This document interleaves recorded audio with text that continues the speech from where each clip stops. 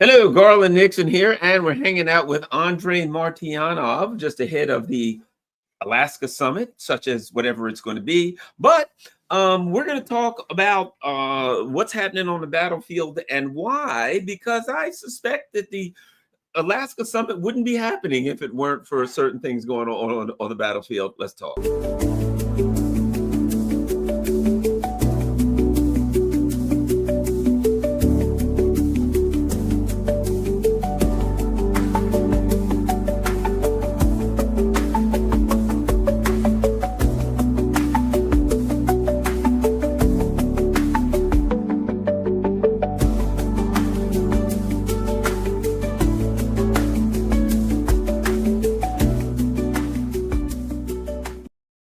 Hello, Garland Nixon here with Andrei Martyanov.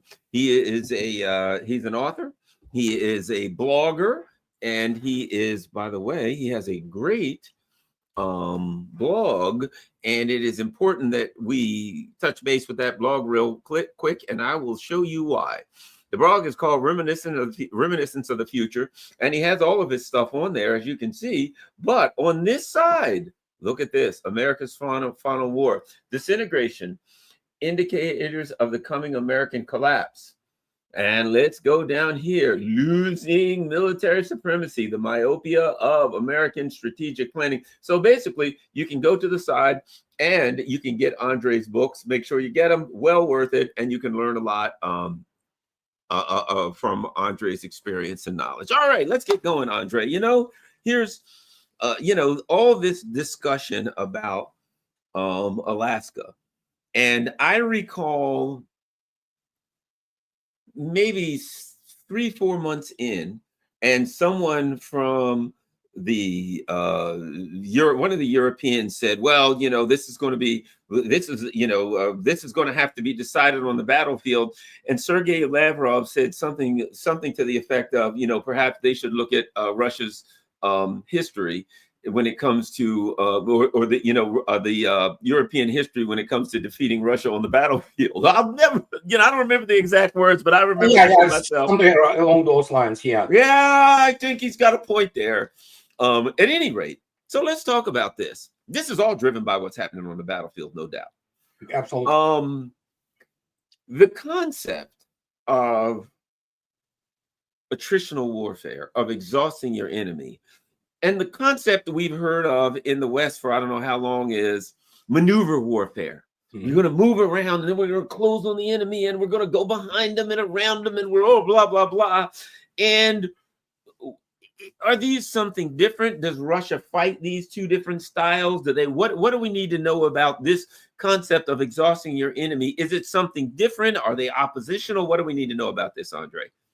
Well, I mean, it's a strategy. It's two different strategies. It's pretty much black and white in here. It's one of the attrition, exhaustion, which my favorite strategist Alexander Andreevich Wrote in 1925, and another which was proposed by Izerson and Tukhachevsky and many other people. Crushing strategy. The problem is that many people have to. And they lack understanding that strategy, defensive strategy, by no means that precludes you from any kind of offensive operations. That's what people do not understand. They think, defensive, exhaustion, the attrition. They sit in the, Russians are sitting still in the strategic defense. But what they do, they move constantly to the West, And the question is that obviously in the West, in the 20th century, especially after World War II, they for some reason perceived that whatever pattern was running in basically facing off with, it's not even second-rate, third-rate Wehrmacht, which didn't have enough anything and had, weirdly bad personnel, such as, not platoons, battalions and regiments of deaf people, cooks, people with ulcer, so they go and just... And so, maneuver, and because they obviously believed for some reason that it was the United States which defeated Hitler on the European theater of operations, which wasn't true. It doesn't mean that allies didn't contribute. But do not forget who wrote military history for United States and the NATO, and who developed those concepts. Of course, they were Wehrmacht and SS generals. Okay, many of whom were employed directly by the U.S. Army Department of History, such as Erich von Manstein. So what did they write? That, oh yeah, look at how beautifully they maneuvered, and look at us, how we beautifully maneuvered, especially the first year of war in the East, when it was a catastrophe for the Red Army, obviously, but they never disclosed the reasons for the catastrophe. And so the narrative formed, and they believe that, yeah, you can, if you are in strategic defense, you cannot have any kind of serious offensive operations, which involves obviously maneuvering. Absolutely, you can. So it's just that people do not understand the tactical level of maneuvering. On the modern battlefield, you cannot maneuver against a Russian army. You just can't. So simple as that. And even admitted by their Trabant Training and Doctrinal Command, because they are talking about that already in 2023, there any kind of the headquarters, forget about the command posts of the Ukrainian army, which of course they can contain so-called NATO advisors. They have to move twice a day, but then of course later they have to move now constantly, because they will be detected, identified, and just killed. Simple as that. And so what we have today is a completely different story. Yeah, Russians maneuver, all right. The latest one, Dobropolye. And you probably remember, if you watched my latest videos, that this photo, this tunnel dug into the ground, and the tracks, of the armor and everything. That's what the Russians do.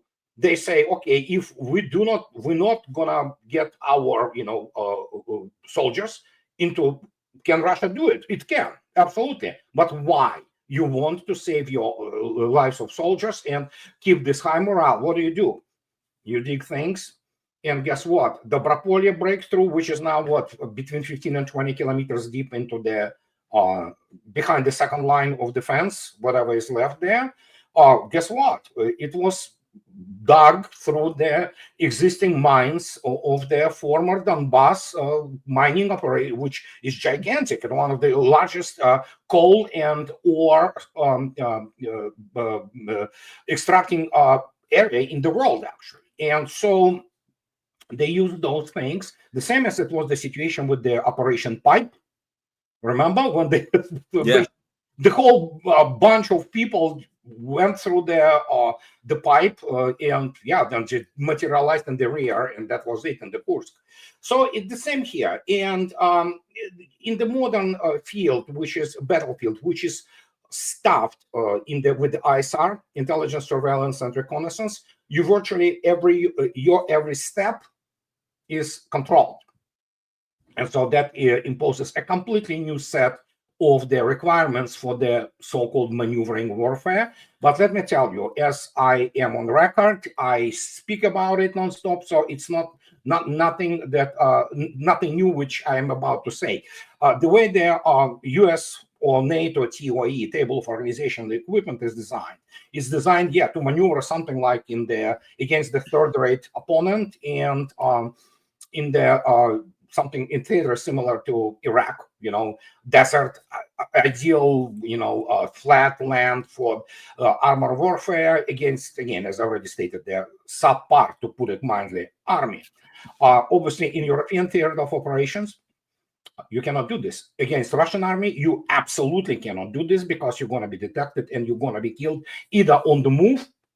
And this is what is happening, that in the end, what is happening right now, overall in the special military operation, is that Russians were not just pummeling the tactical zone. If you know this, their attacks and strikes are constantly on their critical nodes in the railways. Especially, for example, they try to move their core. They call it core. I don't know. Probably in reality, this core is the maximum size of a division. Azov, those most fanatical Nazis. And they try to move it because obviously Russians are already deep in Krasnoarmeysk, and essentially, which is Pokrovsk, known as Pokrovsk, and they are controlling pretty much huge parts of the city. So they wanted to do it. So guess what? How do you do this? Of course, you put them on the rail. Okay, there is a satellite, all kind of things. They move to the railroad station. Then Mr. Iskander and Geraniums fly in, and that's it. You know, whatever they were unloading there, probably the brigade size, Ukrainian brigade size, I think, gone. You know, either killed or maimed, that it stops being the unit or formation. And so this is how it's happening right now. And as you correctly stated, absolutely brilliantly noted, there is something which has precipitated this meeting in Alaska. You know, it's Russians just doing this exhaustion strategy.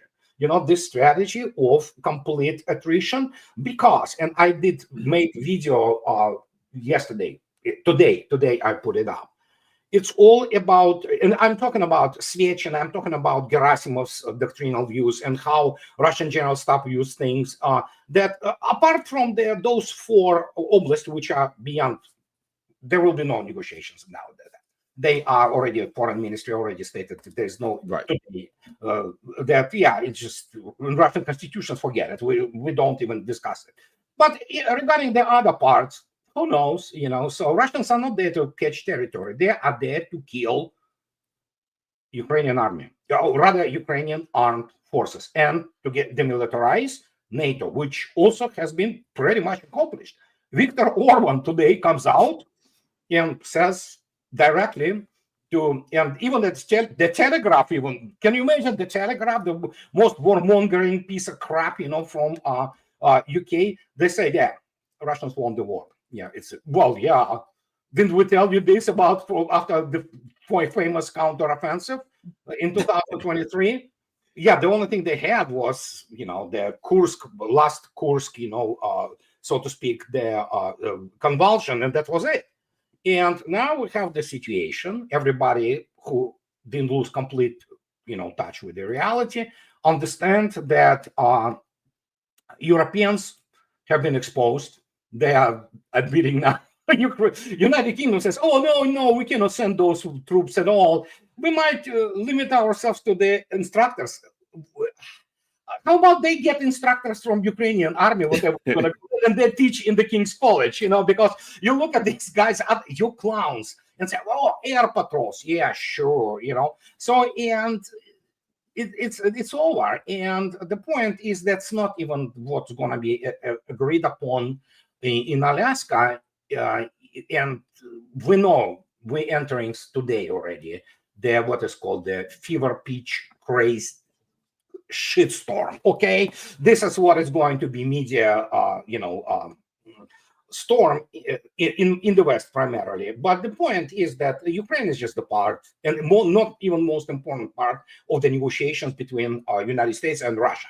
And the fact that it's in Alaska, it's extremely symbolic, because not only because Alaska used to be Russian, you know, we know that.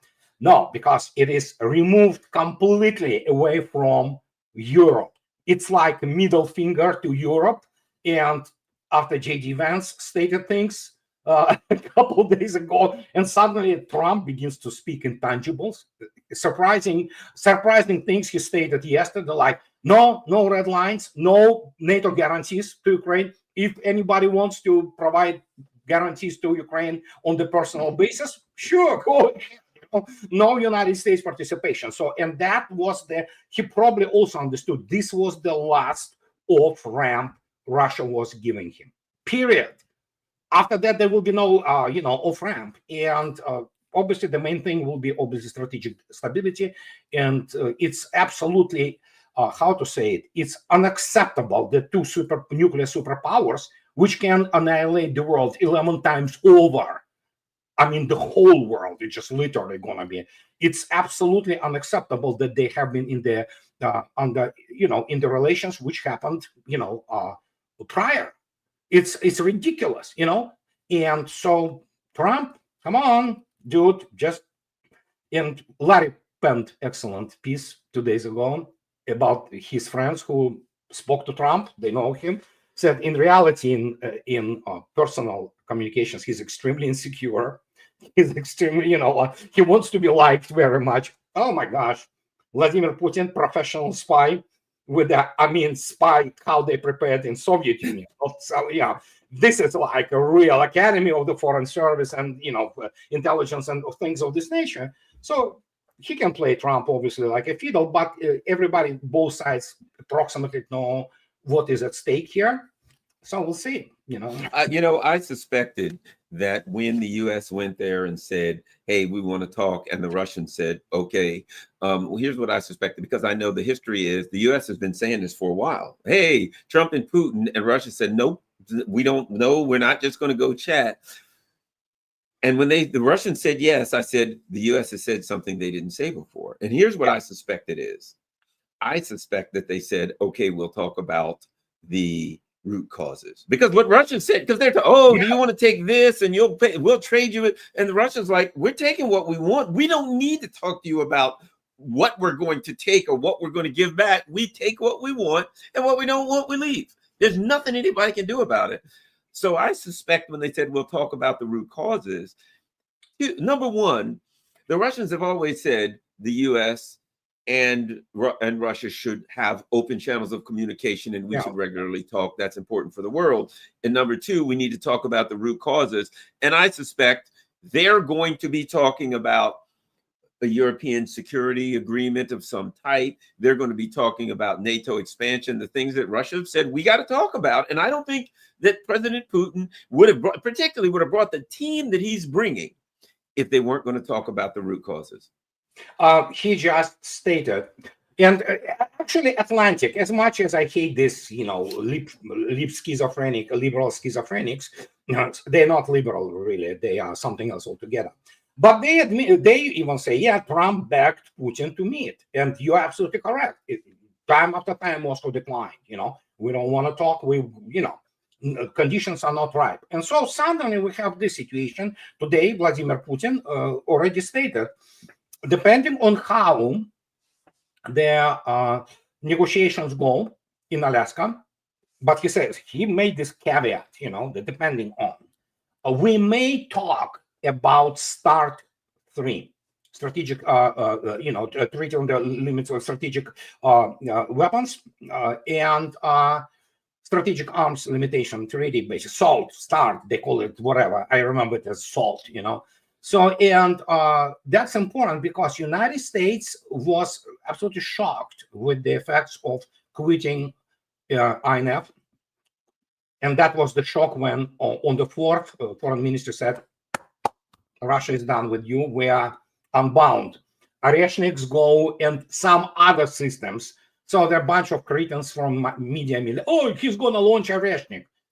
Oreshnik is already in serial production, and Russians don't do those things usually to impress. They do it before when they need to, So, but the point is, it's not just Petrel, Burevestnik, which is already in the serial production. Oreshnik now in the serial production, and Rybkov, first deputy of the foreign minister, he goes on record a few days back, like, I don't know, a week ago, and he says, there are new systems coming. And they are not Oreshniks.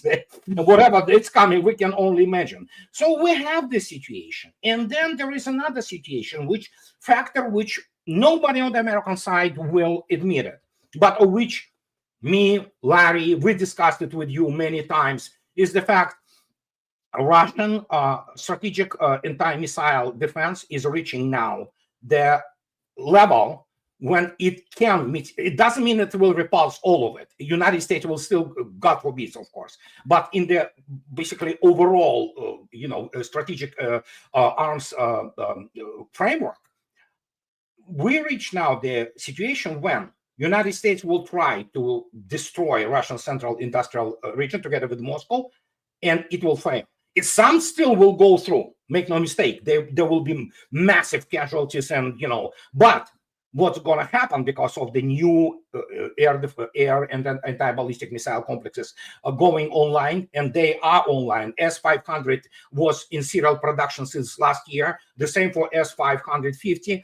And so what else is coming, we don't even know. So, but the same cannot be stated with the United States. So that is why they pretend that there will be some golden dome. It's not, Russians are not impressed with it. But they said, yeah, if you want to talk, let's talk. But we are not letting you on inspections on RS-28 Sarmat. Obviously, nobody touches Burevestnik, nobody touches Avangard and other hypersonic weapons. But we are ready to abide by, not expansion of the nuclear weapons, and that is fine. And this is important. And it has to be done in such a way that do not completely, destroy this balance, which could be achieved. Still, there were very little time before. People do think that, there are state leaders and they just do like this, and say, and things happen. No, they have huge bureaucratic and other government machines which move, and they are very slow.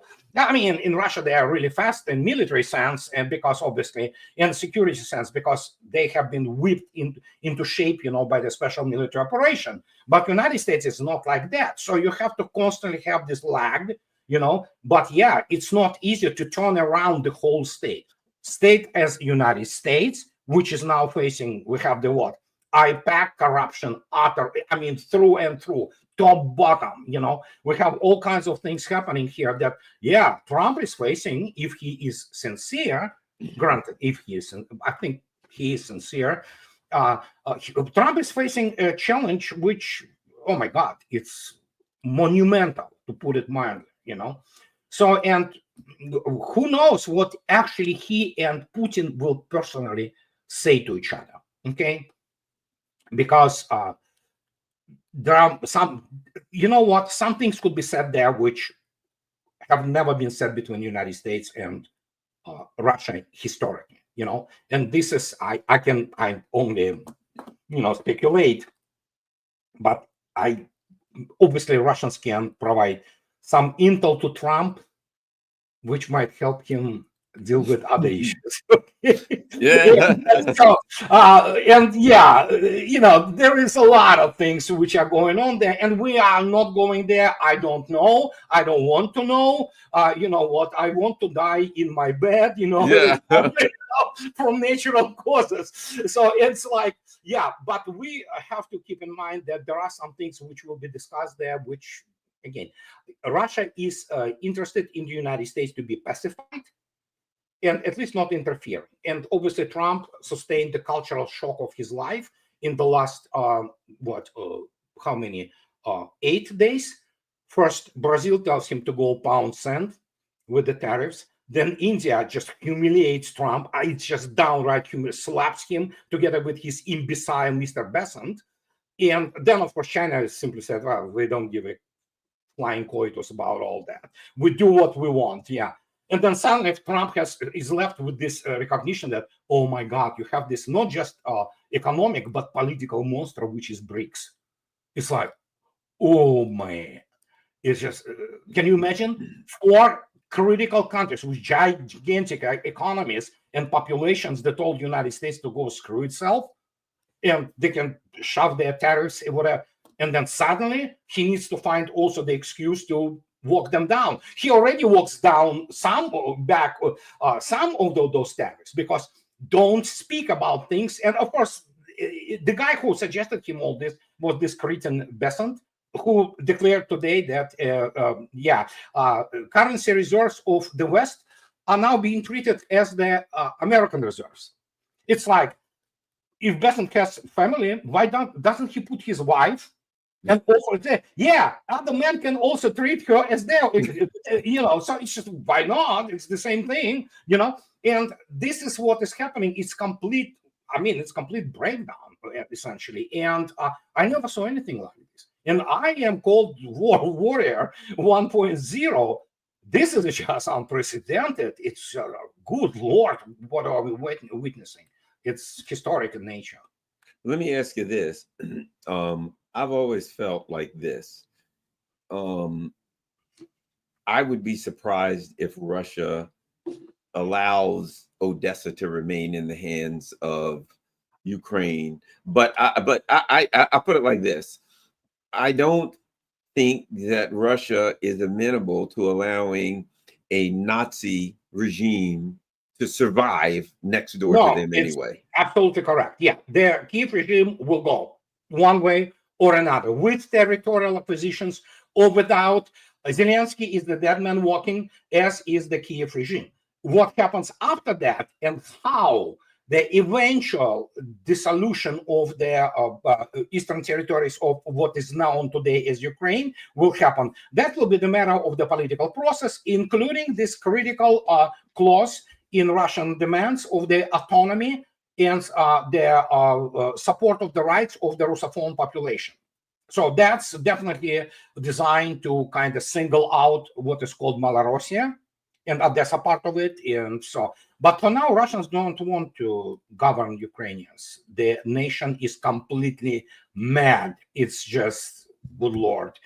Do you think it ends up in the hands of Poland and Hungary and the Carpathian? Yeah, I put it like this: if I was Poland, I put it like this: they may take part of Western Ukraine, but I think they'll wake up one day and say this was a mistake. That's the thing which we discuss periodically with my friends. Some of them, and it's like the Russians are sitting like this, willing Poland to take, willing. So please don't, no, take it, and this is what it is. Hungary will take its own part, obviously. In the Western Ukraine will be dissolved essentially. It's the part which will be the central Ukraine with Kiev, Chernigov, whatever, and the rest of it, as I already stated, it will be deemed essentially judicially. Russians have very good lawyers. Essentially, will be defined in any kind of agreement as the Russophone. And after that, that is pretty much the straight path. At some point of time, to after denazification, after the proper work with the population, who knows? I mean, could be fairly fast, could take a decade or two. But eventually, once the regime in Kiev is gone, and yeah, it's just the matter of tactical solutions, essentially, how you gonna approach to, with this whole situation. But yeah, the panic and desperation again. Oh my God!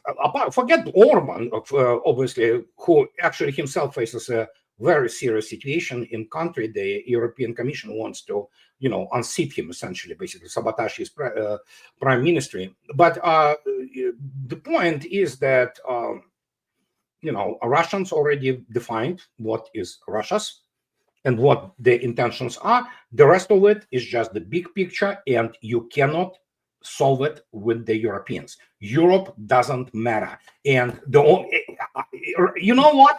For 11 years, I was saying and writing in my blog, you can go to 2015, 2016, that superpowers move in a completely different dimension. They have totally different set of the requirements and rules, essentially. And so United States, at some point of time in 2014, went completely bananas because it was run by the Zionist clique of the, war criminals of Kagan family and all those neocons who killed millions of people in, Arab countries. And so, and as a result, United States was driven into the ground, essentially. And the most important thing, of course, being that the whole edifice, this American military mythology, which I would say more not mythology, but pornography, that's what it is. So have been completely demolished. It's just crumbled. And we see the real, what I preach nonstop, correlation of forces and means. So, and this is what happened. And good. Let's wait and see what's going to happen tomorrow, So I looked today at flight radar. My God, this is like whole flock of Russian aircraft flying to Anchorage. You'll see like the whole line of yellow, those things, yellow aircraft, those marks on the flight radar. It's just like, okay. So that, yeah. Yeah, I would imagine he has one heck of a security contingent there. Probably, a division of Spetsnaz guys all over the town.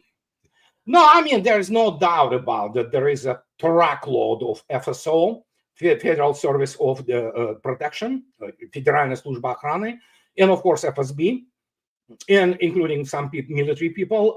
There's no doubt that there is a hugely close coordination with Secret Service and possibly FBI. Everybody knows, even Russians today made their in news the special broadcast about how the Anchorage now, I don't know, every second resident of Anchorage now is either FBI agent or Secret Service agent. So, and, yeah, they are packing it big time there. So we'll see. You'll see. Again. They have, I mean, when I look at Putin, it's Lavrov, it's Ushakov, Belousov. I mean, the defense minister. This is a bit, when I look at the people that are going, you know, here's what my inclination is to say, look, you can't trust the U.S. and they're not going to blah, blah, nothing's going to happen. But when I see the people that are coming, it leads me to believe that some agreement might have already been made that they're going to sign off on it. It could be economic. It could be something.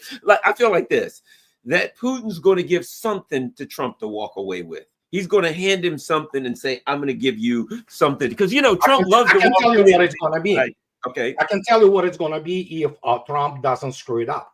Because we know Russians will not. First, a few years back, before the special military operations, Russians stated already to specifically Americans, not Germans, not French, not Europeans, just United States.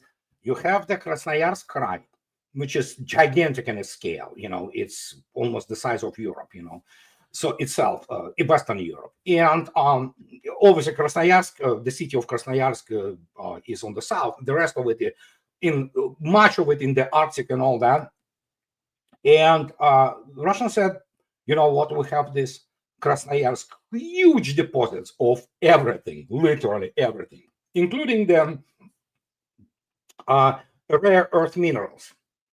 So if you want to, here's Krasnoyarsk, here's the Arctic oil and gas fields, and here are the enrichment, the facilities which you can invest into if you want to. $15 billion, and you're gonna have this, share of the profits. That's how real investment is done, actually. Right.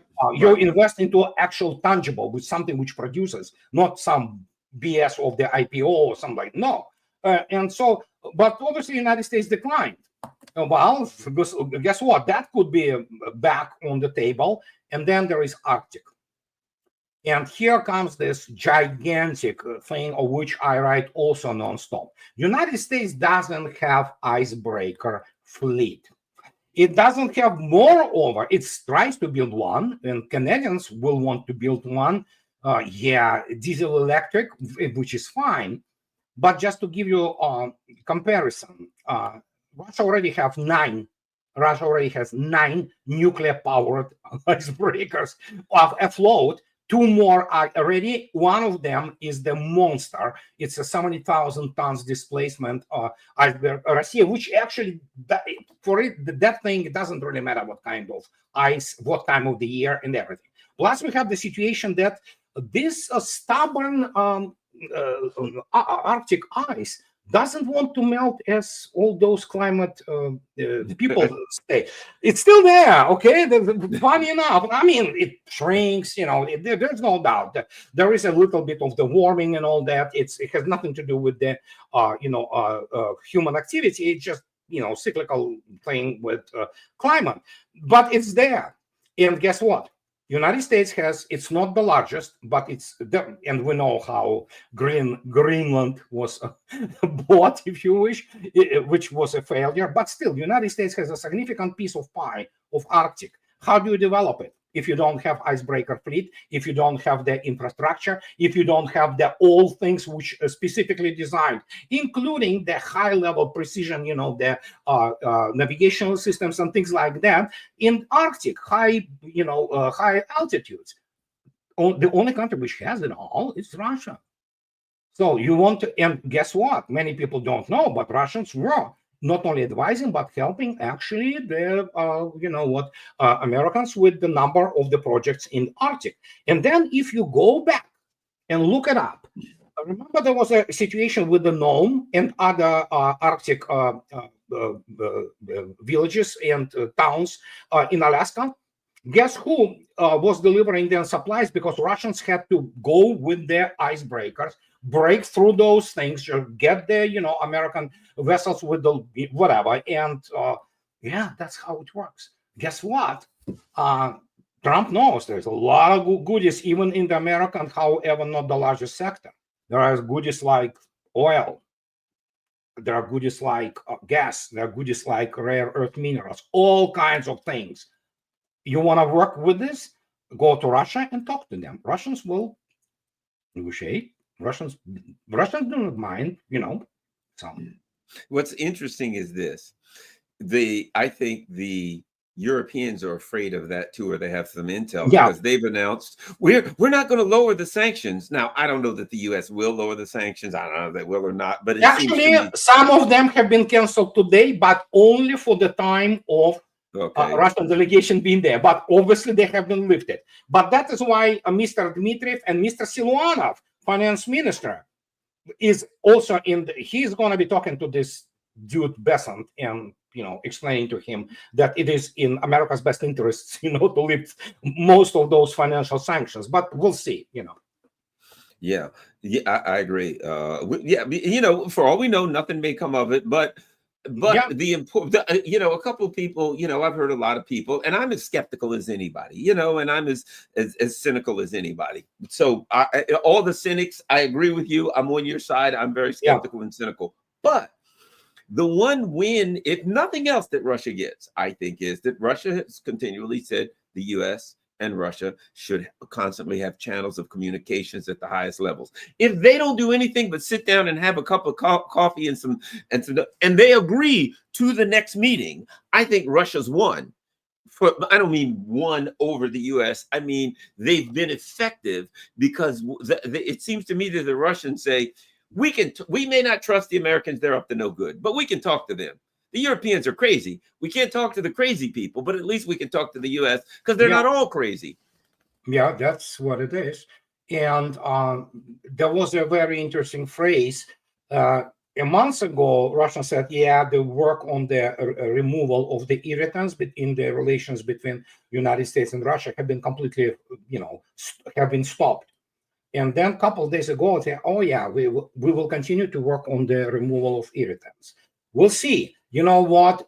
The issue of how about allow Aeroflot to fly United States directly? You know what? There are many people who would want to fly from JFK directly to Moscow. People are sick and tired flying this, around. So to start with, and then in this case, Russians say, if you do this, okay, we may open the airspace over Russia for the American companies. You know why? Because Europeans are screaming now. You know why? Because Chinese taking this market, because they are flying much shorter routes, and which is also cheaper, much faster, while European airlines, as you might expect, they have to go throughout. So, and then suddenly they have to fly 4 or 5 hours longer flights. That is not a good thing, So, and Chinese are saying, oh, thank you.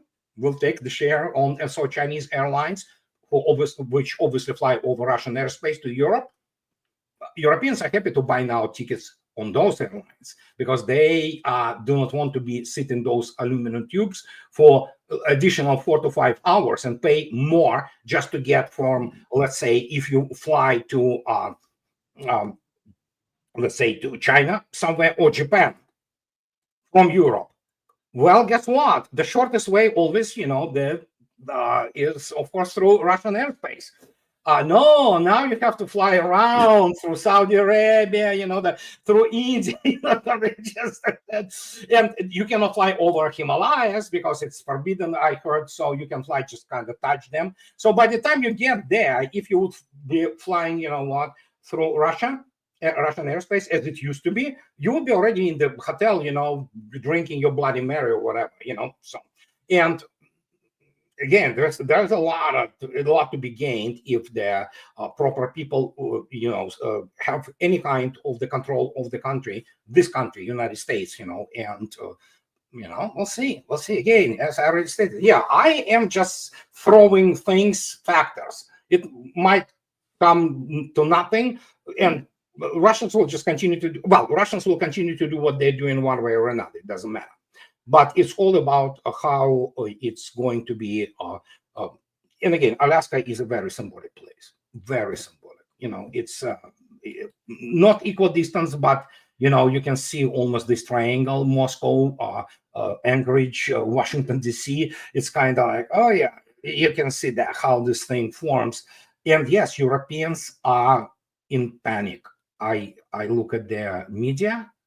Apart from the fact that, can you imagine the Telegraph, the most warmongering, publication that they suddenly today come up?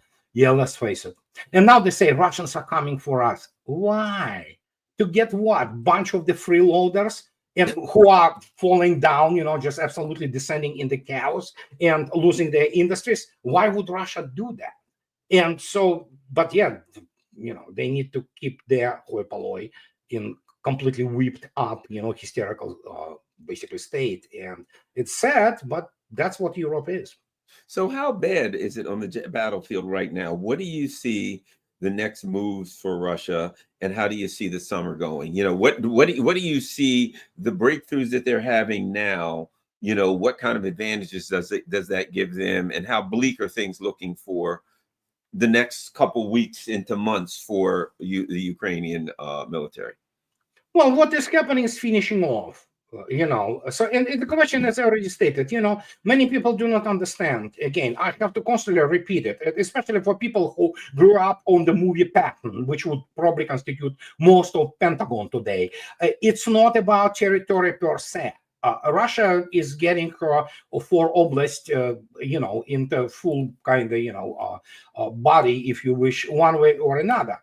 But I mean, the annihilation of the armed forces of Ukraine, which has now, huge number of the volunteers around the world, including a bunch of the cartels which send there. There's a bunch of Colombians and Mexicans. They're being killed, in industrial quantities. The kids do not understand that Russian army is not exactly your police department in some village in there, in near Bogota or whatever.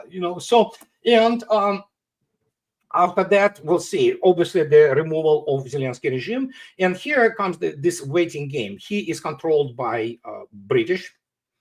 And the fact that suddenly British press says that, yeah, it's over pretty much. We'll see if they will off him. I don't think this guy is capable to escape. He is a dead man walking, because he will be found. And he will be either brought to justice, and he has to pray that these are Russian people who get him, or he will be killed by somebody else, together with, I'm not sure about family, but people say that he was sending monthly $50 million to his bank accounts, so, but everybody knows where his bank accounts are, what he bought, what the addresses are, and things like that. And even if he makes their, plastic surgery, and yeah, it's not 20th century. We live in the, obviously, totally different. He knows too much. Here's the thing: I think Zelensky knows too much. Oh yeah, he knows too much. He knows a lot of things that happened. He knows you've got a lot of people in Kiev that stole a lot of money that he helped, but he knows it. And they can't take a chance that one day the crooks around him in Kiev got to look at him and say, he may talk on us. We can't have that. Then you've got these people who were sending money over there. If you remember the whole crypto scam with Sam Bankman-Fried, what the hell was Ukraine doing? Sending money to some crypto scam company. You know what I mean? Everybody knows too much. Off people in London and in Washington too. They had politicians there. They had. You look attentively at the British military. You know what? Russians are laughing that. Please bring us more British operational planning, because this is like, it's, I don't know. He knows what was happening in terms of who got paid off, who was directly involved in the drug trafficking, into organ trafficking, children trafficking. We know that London is pedophile central, the same as now Washington, D.C. So it's like, there's a lot of dirt, not only on Ukrainians, but on London and Washington elite, so to speak. And those guys, if Epstein, for example, he is obviously pedophile, peddler, and probably Mossad asset, not probably, it's very highly likely. So these guys, they qualify for the crimes against humanity and war crimes, for example. And I can imagine how much there is on Lindsey Graham, who visited Kiev not for once. I mean, so the Bidens. Yeah, there are all kinds of things, and there are all kinds of things related to the obviously young boys and girls. We're talking about underage drugs, payouts, boxes of cash. So what can I say? He is a liability. So the guy will be probably killed. If he would have been smart, he would probably connect with FSB right now or GRU and said, guys, can you take my plane now? And Russians will do the extrication operation and will save his ass to stand the trial, but at least he will be singing and he might get himself some decent terms. At least he will not be sent to something like Black Dolphin, where which is like it's nasty, okay? Some people they ask him to be killed, basically. So, and no, probably he will get some treatment, his separate, chamber in some, who knows what, it's just some colony, and nobody will know who he is, and he will be living there, living out his days, at least in relative peace. That's what I would do, and Russians probably would take this deal, but say, at some point of time when the tribunal on the crimes, war crimes and crimes against humanity in former Ukraine starts, how about you go out on the, and make the depositions? And I think that would be freaking amazing. Yeah, he should strike a deal. He should be contacting the Russians looking for a deal. I'll give you, this is what I have. Maybe if you get me out, exactly. I keep a little of my money, maybe that I stole, or this. No. He will not keep his money, but they will give him life in more or less acceptable conditions. He still will be imprisoned, because he is a war criminal, but he will be imprisoned in some which normal bed. He might be allowed to watch TV, for example, or will allow to have access to internet without social media, obviously, but read internet like once a month or something like that. So he will be fed relatively well. So yeah, that's better than to be offed by SAS, which guards him, and MI6, which they will probably off him. So but yeah, he's under the tight control, and you can see yourself. Latest yesterday Berlin press conference with Merz. He is not just high; it's the long time abuse of psychotropic substances. You can see what has happened to him. He is unrecognizable essentially, and he knows because he will be killed most likely. Yeah, I think you're right, and I mean, we're in a situation where to watch Europe has to convince also the Americans, a lot, at least the ones that aren't, they're completely nuts, what they're dealing with. These people are beyond incompetent. I don't even know what they're talking about anymore. I don't think they know what they're talking about anymore. And at this point, they're just circling the drain, because anybody's looking at this saying, wow, town after town, that first small towns were falling. Now the whole line of fortified defense, when that falls, and it doesn't look like it's going to be a line, there's nothing between the soldiers and the Ukrainian soldiers and the Dnieper River. They will be in the open. It'll be the battle of, what is it, the Baltava or the Baltava. Yeah, well, actually, they'll be sitting ducks. They'll have to bargain for their lives, or they'll all be killed. Yeah, it's already happening now. And the fact is that, again, it's called operational space. Russians will be in the operational space. That means what? They will not have any kind of defense lines in the front of them. But even if there were the defense lines, Doug McGregor, a week ago, he, based on his sources in Pentagon, obviously, stated that Ukraine at this stage, which is kind of corroborated by the events and everything, 1.8 million KIAs killed alone. So multiplied by 2, it's another 3.6, which is, of the maimed, PTSD, and, and if you look at actually, the whole nation is in the state of the mental breakdown. They are mentally broke. You can see yourself on how their civilian population behaves, and it is actually extremely aggressive, extremely. Oh my God, the amount of hatred of Russia. That is why Russians are really not in rush, to go and say, oh, they can Russians take Kiev? They can. Why would they spill a blood of Russian blood taking this city? To do what? To put those guys on the Russian balance, feed them, give them whatever the hell, no. Russians live too well right now. They do not want to pay for those people. Europe has to pay for this agricultural country, whatever will be left of Ukraine. And it is a classic Morgenthau plan, but, basically done on the Russian conditions here. So, and that's the only future which is going to be there for a long time, until either Ukrainstvo as such, the idea is completely gone, or, there will be no Ukraine at all completely eventually. There will be nothing left.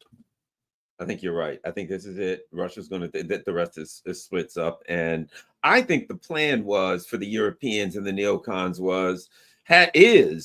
we'd rather the Ukrainians lose, and then we'll create some kind of a government in exile in London or France or wherever the hell. But I think that's fallen apart because they would have to have the Americans on board. I don't know if the Americans are on board, but they'd have to have the Americans on board for that. The Americans seem to have enough. There are no resources. That's the problem. There are no resources. They will become paupers. Okay, many people do not understand, but I want to go on record here. Europe is descending now in very many parts of Europe already second world. Some of them will be third world. And they achieved, which I put a couple days ago in these terms, they achieved something which was impossible to even imagine 10 years back. They made Russians hate them. Russian society hates Europe. And that means it's already deindustrializing, and it's really in the complete decline. And so in this case, they are paupers. Everybody knows it. United States sits with the LNG, which was promised 3 times the price, the Russian gas. But they say, oh yeah, we'll supply you in the next year or so. We have our own means, our needs, and this is exactly what is happening. These people, but they do not revolt. Nothing is happening there, So evidently they are pacified enough. In Germany it's beer and Bundesliga. In France it's their wine and now. So, but yeah, they are done. European countries, European Western civilization as we knew it is no more. It's gone. You have the bunch of the cuckolds there, and so as the result, economically they are basket case. Germany lost its almost chemical industry. Automotive industry of Germany is in a complete tailspin. Nobody buys. Yeah, I looked at the latest sales of their car and driver, October 2024, top 25 bestsellers. Not a single European car. Not a single. Only Japanese, Korean, American, and that's it. So, and nobody buys this crap. Chinese buy this garbage, which is. Yeah, it's a tailspin, okay? And it will get much worse. And for Germany, it's probably going to be Weimar, but it's actually getting to the point of Weimar Republic in France very soon too. So, and that is the issue which cannot be, discounted at all. And there are no resources, and they stated so. They stated so themselves. The Times of London, 4 days ago. Times of London. Can you imagine? It's the most, They come out. I have the article. It's available, and they say we don't have resources. We cannot support it financially or anything. And without United States, Europe is nothing. And that's what was demonstrated to them. And so now we have Mr. Trump saying, "Just go screw yourself." J.D. Vance actually stated that to them directly to their faces. We're not gonna pay. If you want to. Of course they want to. They don't have to. They have to ask mighty Estonia, let them support Ukraine when they can send the whole platoon of soldiers. Russians will surrender immediately, obviously. So, and the same goes for Poland, but Poland evidently is not playing this game. They are busy with self-destruction there. So, but that's why Russians please take this Lvov and the rest of it, this sewer of the, and yeah, they are beginning to remember what was done to Volyn, massacre of atrocity against Polish civilians, what they did. So yeah, take it, live with them, enjoy. I'll say this, a lot of people, I'll finish with this. A lot of people were concerned. Oh no, Germany says they're going to rearm. And you know how that works out. Here's what I have to say. They may say they're going to rearm. They don't have money. They don't have energy. They don't have industry. They tried to supposedly build some missiles in Ukraine. The Russians just blew them up the other day. Whatever missile factories, they found out where they were and blew them to smithereens. Yeah. They're not. The Germany is not a threat to anyone. You can say, "Oh, we're going to be the mighty Germany again, and we're coming after the Russians." They have nothing. They're falling apart. That's what I was trying to push this idea starting from my first book. In 2017, it was written in 2017, and when it almost went to print, my editor calls on the March 1st, 2018, after Putin's address to Federal Assembly, and when all those kinzhals and everything, zircons and avantgarde said, you gotta rewrite, 2 new chapters. Oh, good Lord. So I wrote 2 new chapters, but they just merely buttressed the whole book. And it's been going like this, a lot of talk. And again, when the Times, London Times, comes out 3 days ago or 4 days ago and says, we're screwed, we're done. And oh my God, they begin to, for Zelensky, obviously, it's a horrible news when Europeans say that, they couldn't come up with 25,000 troops. All of Europe couldn't come up with 25,000 troops. They don't have real armies. Bundeswehr is a joke. In United Kingdom, they have to dissolve the whole damn thing from this, what is called vocational school for retards, called Sandhurst Academy. 44 weeks, really? It's just, so NCOs in Russia have like 3 times more education, and they want to prepare officers for that. And so the same goes on and on and on. And again, big dog's gonna talk inevitably. It's either this or considering the level of the technological development of the modern humanity, or nuclear war, and then everybody dies, including the big dogs. So it's just nothing good out of it. And I'll say, I don't know if you've seen this, but this is a lot of places apparently. Where is this? Well, it's not letting me share that for some reason. Here we go. Serious nuclear incident took place.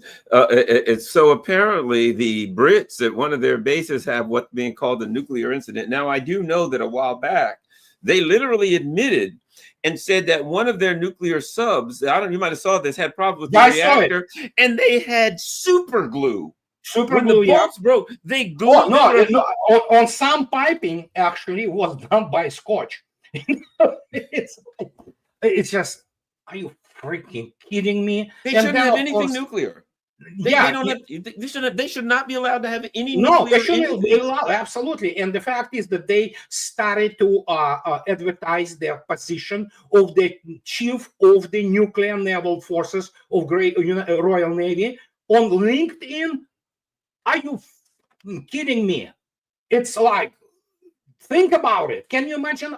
It's like, oh yeah, I'm some guy from Pakistan. Let me command your. I could have put it for the job.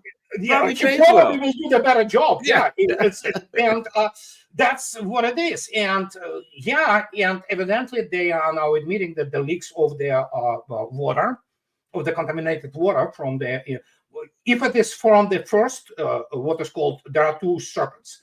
First circuit, which runs actually the water, which interacts with the rods themselves, and it is highly radiated, highly contaminated. Second circuit of the reactor is where the heat is transferred, and the second circuit, already much safer, and this water, at least it's not going to kill you immediately. If they had the first circuit of the reactor water, or whatever they use, the heat body, leaking, it's horrible.